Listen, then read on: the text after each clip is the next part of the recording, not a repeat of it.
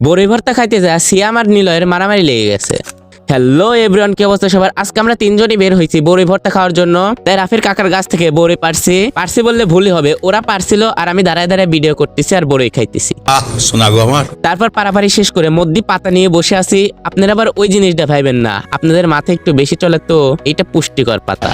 রাফির বাড়ি থেকে দাও কোদাল আদা মরিচ লবণ যা লাগে সব আনাইছি। আর এইদিকে নিলয়ের যে কি বলবো, ওরে বলছে অন্য জায়গায় যাইতে, ও ওই জায়গা না যায় ঠিকই শুকতে শুকতে চলে আসছে।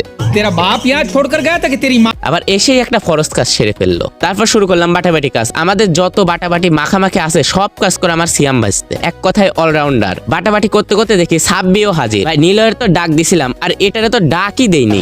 কই থেকে এলো এরা? কিচ্ছু করার নেই, দুঃখ ভরা মন নিয়ে বাটাবাটি শুরু করে দিলাম। অবশেষে আমাদের বড়ই ভর্তা রেডি। এই বড়ই ভর্তা নিয়ে নিলয়ের সিয়াম দেখি ডাব্লু শুরু করে দিয়েছে।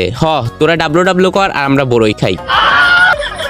শেষমেশ সিয়ামের বাচ্চা এক মুঠো বড়ই নিয়ে দৌড় দিল। মনটা চাচ্ছে এই বাটি দিয়ে একদম দাঁত বরাবর দিয়ে